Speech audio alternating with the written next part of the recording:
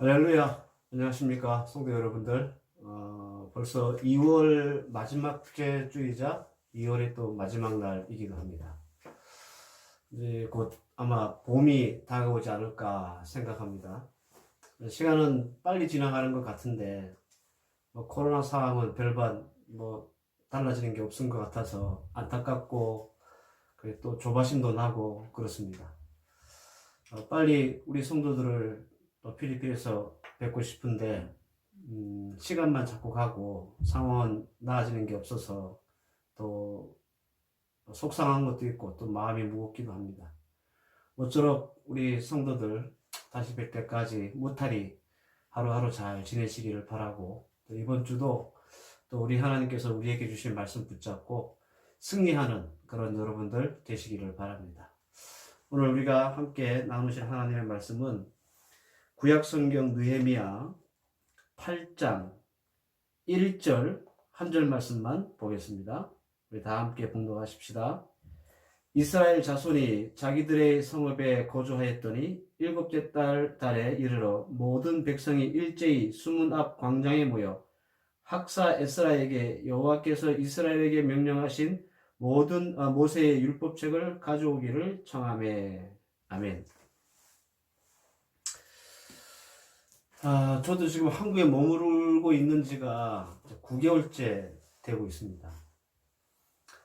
시간이 자꾸 지체되면서 생각도 많아집니다. 그동안 한 17년 정도 목회했던 목회를 한번 뒤돌아보기도 하고요. 그리고 또 앞으로 교회를 어떻게 해야 하나 그런 생각들을 하고 있습니다. 저도 목사인지라 특별히 코로나 이후에 또 앞으로 교회는 어떤 모습으로 변할지, 그리고 또 어떻게 변해야 할지 또 고민하고 있습니다. 동시에 또 이런 교회의 변화가 있다면 성도들은 또 어떻게 변화되고 준비되어야 할 것인지에 대한 그런 생각들도 제 머릿속에서 떠나지 않습니다. 그렇다고 해서 딱 떨어지는 그런 답을 찾은 것은 아니지만 이런 고민과 생각을 하면 할수록 좀 더 분명해지고 선명해지는 것은 있는 것 같습니다. 추측이긴 하지만 앞으로 우리 한국 교회는 좀 더 소형화되고 좀 더 세분화되지 않을까 하는 그런 생각을 해봅니다. 좀 황당한 말처럼 들릴지도 모르겠지만 좀 쉽게 우리가 흔히 듣던 표현대로 하자면 앞으로의 교회는 좀 가정교회화 되지 않을까 그런 생각을 해본다라는 겁니다. 왜냐하면 이 코로나를 겪으면서 소위 말하는 이 대형 교회가 가지고 있는 리스크가 고스란히 이렇게 드러났기 때문에 그렇습니다. 작년인데요. 코로나가 한창 난리를 피울 때 어떤 대형 교회는 그 성도의 80%가 줄었던 교회도 있었습니다. 여러분들 그동안 대형 교회라고 하는 그 규모에 숨어서 편하게 신앙생활하고 예수 믿던 사람들이 코로나라고 하는 문제를 딱 만나니까 다 떨어져 나간 거죠. 결론적으로 몇만 명을 자랑했던 그 대형 교회 성도들 중에 코로나와 같은 그런 어려움을 이겨내지 못하는 그 약골 성도들이 대부분이었다라고 하는 사실이 증명된 셈입니다. 오히려 작은 교회 있잖아요. 작은 교회는 코로나 방역 지침을 잘 따르면서 큰 변동이 별로 없어요. 유의미한 그런 변동이 별로 없어요. 인원도 그렇고 재정도 그렇고 오히려 소형교회가 더 좀 단단하다고 할까요? 그런 경향들을 지금 보이고 있습니다. 때문에 코로나를 겪으면서 앞으로 교회의 체질은 어떻게 바뀌어야 될 것인가, 이것은 아마 교계의 아주 중요한 화두가 되지 않을까 저는 그렇게 믿습니다. 시간이 문제일 뿐이다 라는 거죠. 깨어있는 교회라면 반드시 이 어려움을 겪고 나서 교회가 어떻게 바뀌어야 될지 그 체질 개선에 대한 노력을 할 것이고, 이 추세로 교회가 변화된다면 가장 중요하게 작동되고 그리고 강화되어야 할 것들 중에 함께 돕고 나누는 뭐랄까요, 동력이라고 하는 것이 코오퍼레이션, 이것이 가장 중요한 주제 중에 하나로 떠오를 것이다. 저는 그렇게 생각합니다. 그래서 저는 여러분들에게 앞으로 변화될 교회, 그 미래의 어떤 밑그림을 우리가 머릿속에 상상하면서 우리가 갖추어야 할 역량이 무엇인지 주제별로 그 말씀을 통해서 나눠보는 그런 시간을 가지려고 합니다. 오늘 제가 여러분들하고 나누고 싶은 첫 번째 주제는 동력입니다. 백집장도 받들면 낫다라고 하는 속담이 있죠. 세상에는 독불장군이 없습니다. 그래서 우리가 사는 이 세상은요, 이 세상을 지탱하는 가장 기본적인 시스템이 바로 동력입니다. 예를 들어서 식당에서 음식을 파는 분이 계시다고 생각해 봅시다. 그분이 식자재까지 다 만들어서 음식을 만들고 파는 게 아니잖아요. 음식을 만들어 팔지만 식자재들은 다른 분들한테 공급을 받아서 팔잖아요. 모든 사회 시스템의 기본은 바로 이렇게 서로 돕고 나누는 동력이라고 하는 시스템을 가지고 있다라는 거예요. 동력의 방법도 다양하겠죠.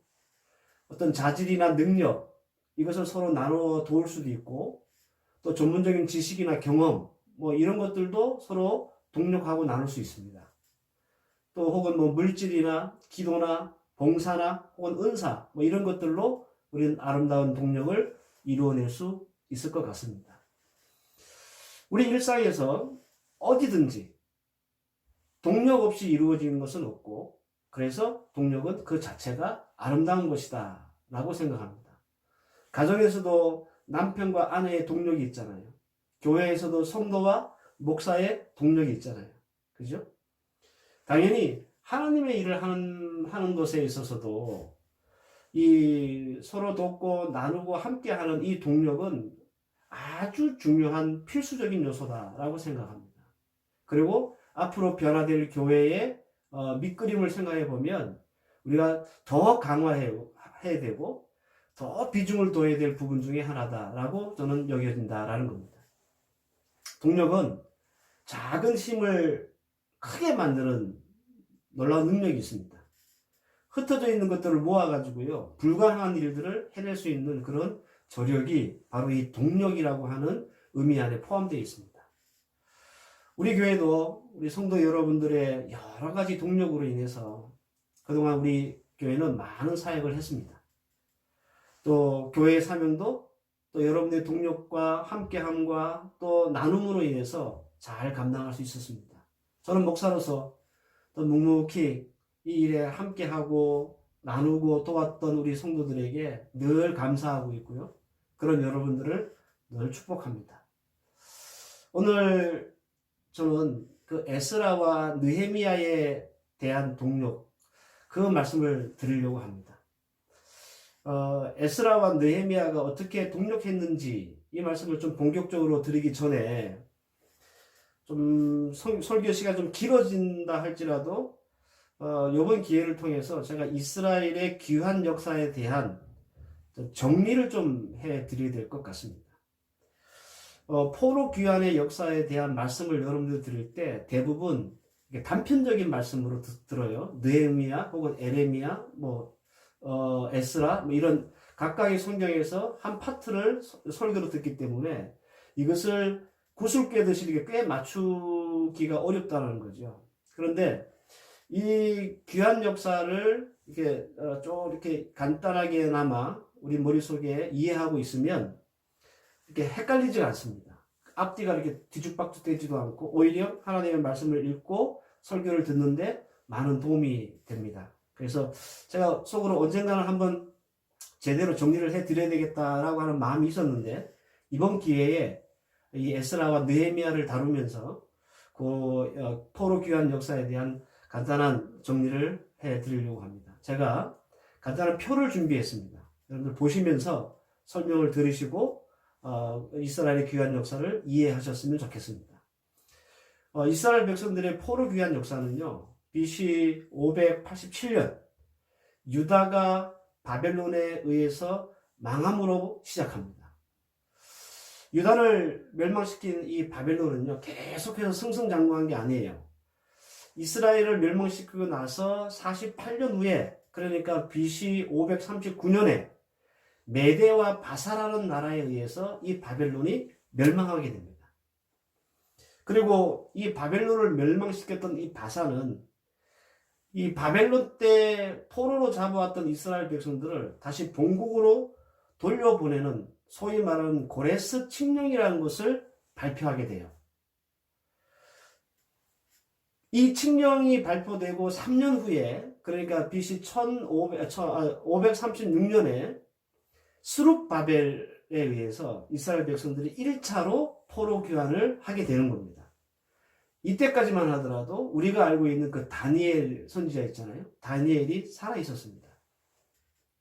그 1차 귀환한 이스라엘 백성들은 목표가 하나였죠. 그들은 무너진 하나님의 성전을 재건하는 일이었습니다.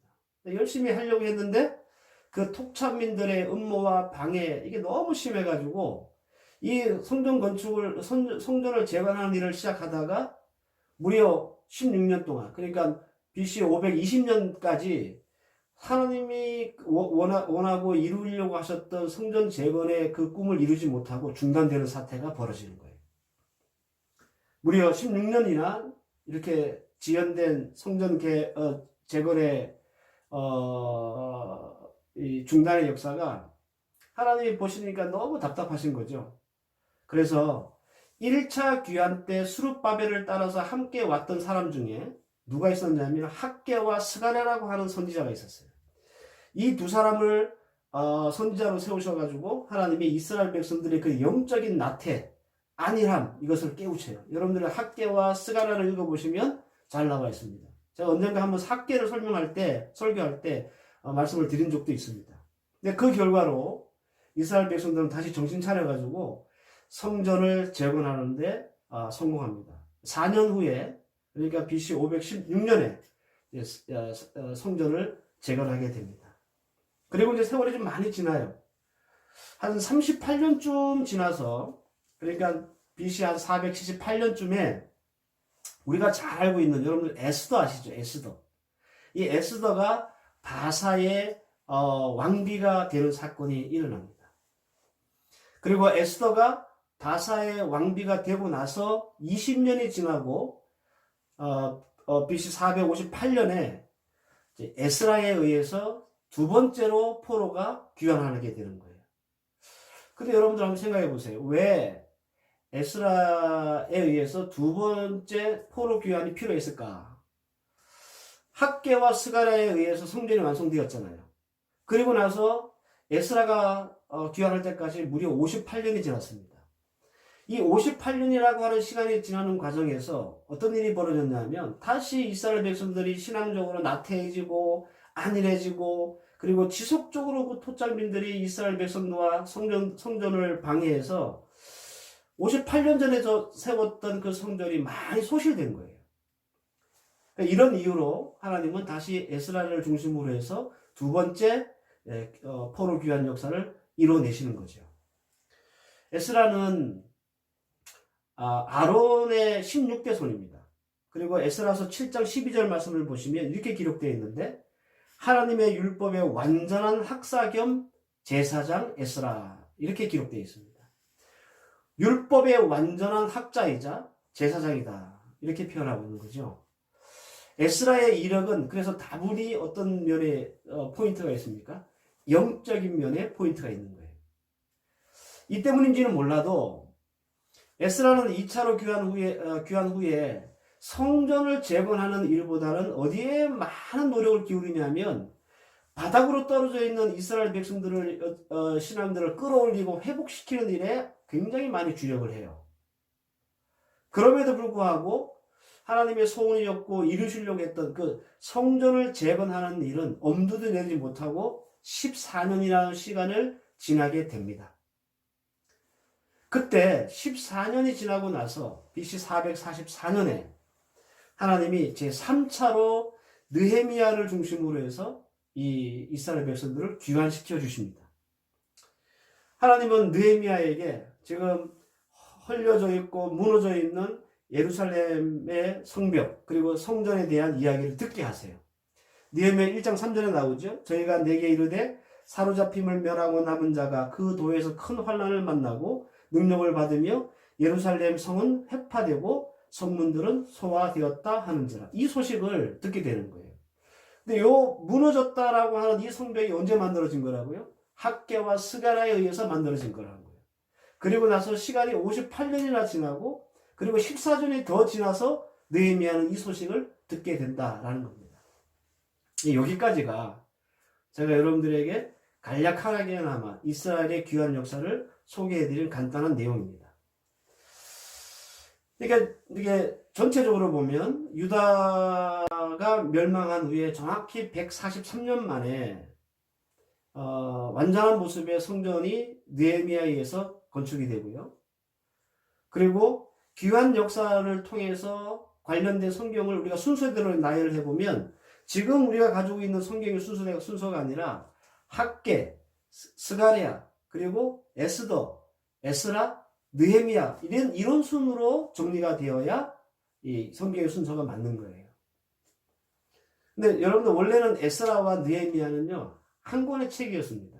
이게 나중에 이제 에스라와 느헤미야로 갈리긴 했지만 원래는 한 권이었어요. 그리고 오늘 우리가 함께 읽었던 이 본문은 느헤미야에 의해서 성벽 재건이 한창이었을 때 에스라에게 하나님의 율법을 강론해달라고 요청하는, 하나님의 말씀을 들려달라고 요청하는 그 장면입니다. 느헤미야가 성전을 재건할 당시 그때 상황은요 마치 전쟁을 방불케 하는 그런 아주 초긴장된 상황이었습니다. 토착민들이요 계속 방해하고 음모를 꾸미고 이게 점점 심해졌어요. 노골적으로 막 성전 재건에 힘쓰고 있는 이스라엘 백성들을 공격하는 일도 있었습니다. 그러나 이런 어려움 속에서도 이런 긴장된 상황 속에서도 에스라와 느헤미야는 아름답게 동행했습니다. 멋있게 동행했습니다. 그래서 성전 재건이라고 하는 과업도 이루고 그리고 이스라엘 백성들의 영적 무장도 만들어내는 이 두 마리 토끼를 다 잡을 수 있었다라는 겁니다.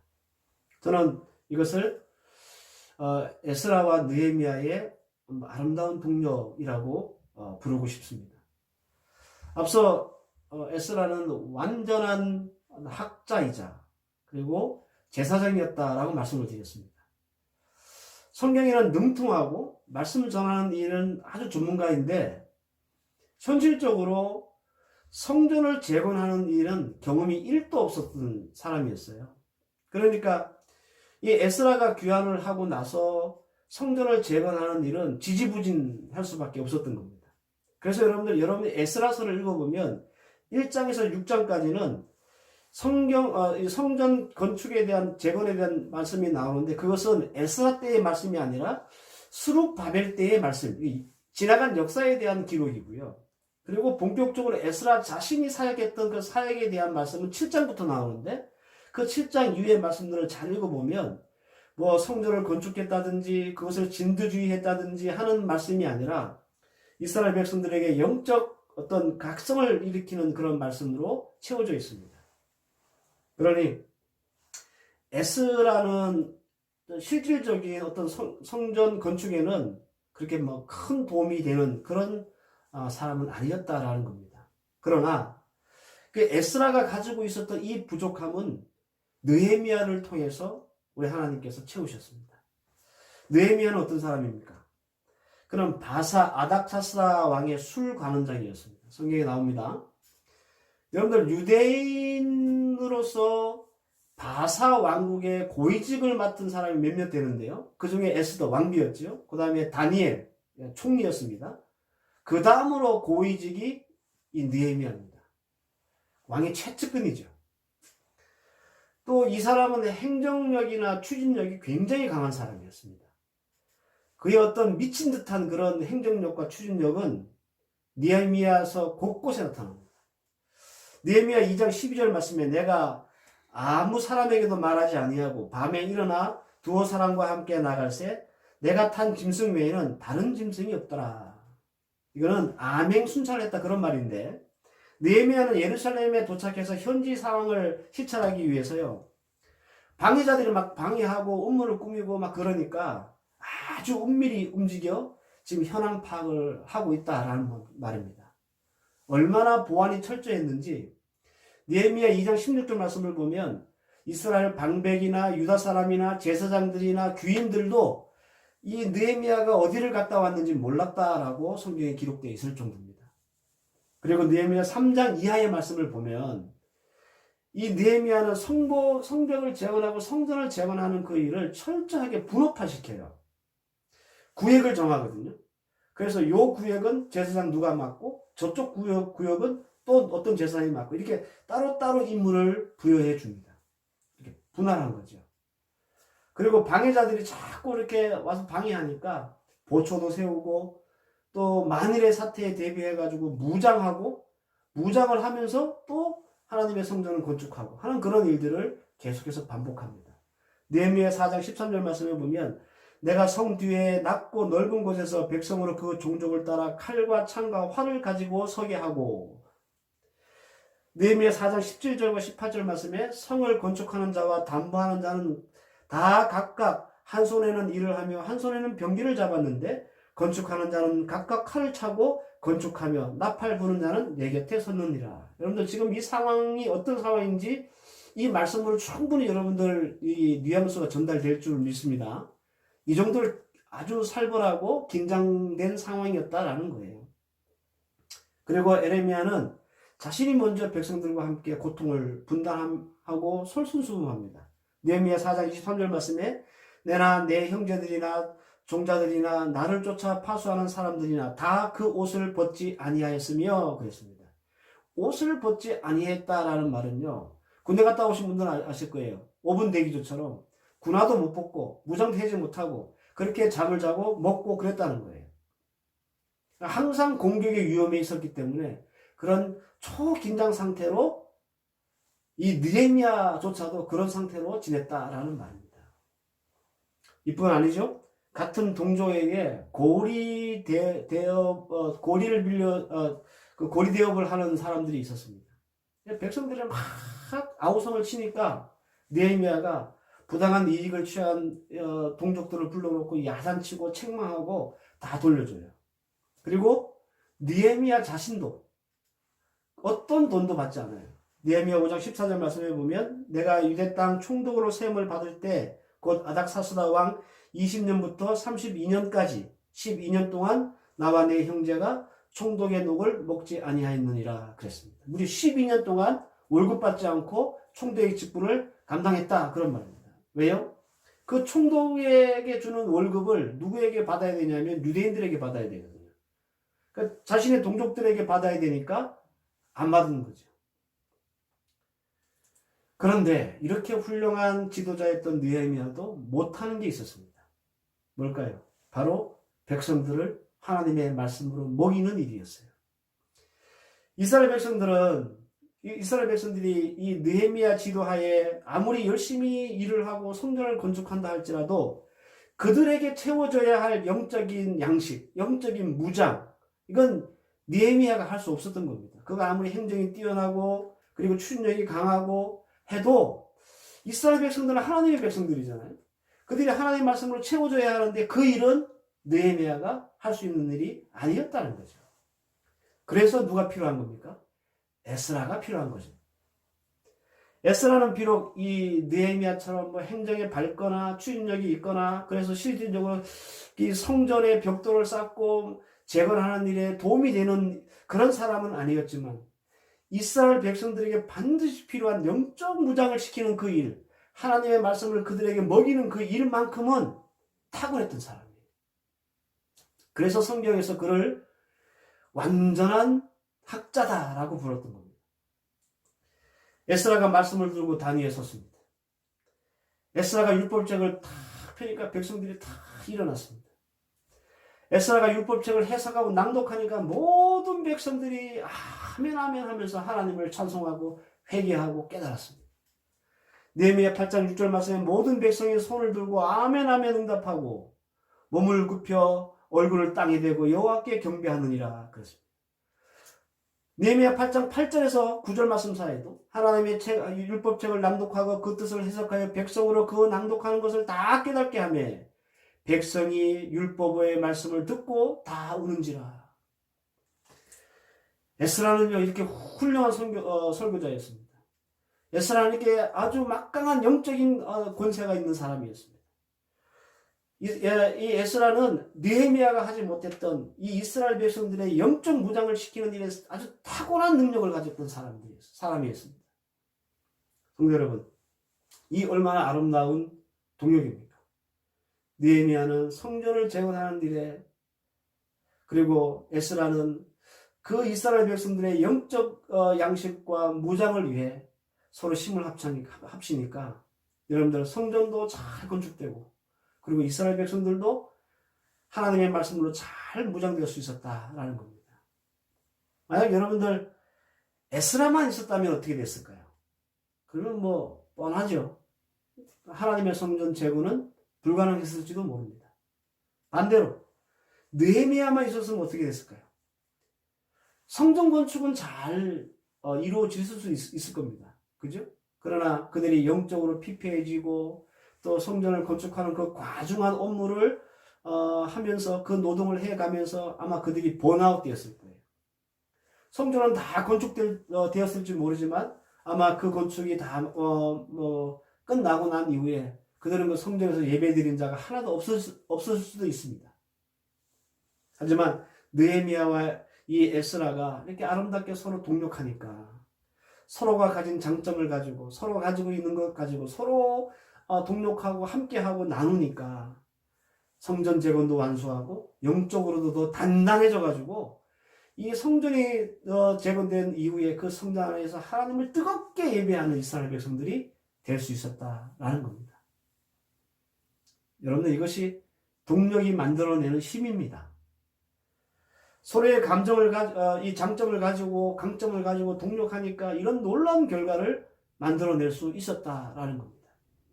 앞서 말씀드린 대로 교회의 체질 개선에 있어서 우리가 더 강화해야 하고 더 신경 써야 될 부분은 바로 이 에스라와 느헤미야와 같은 완벽한 동력입니다. 우리가 이런 아름다운 동력을 위해서 여러분들 반드시 우리에게 동력자 마인드라는 것이 필요합니다.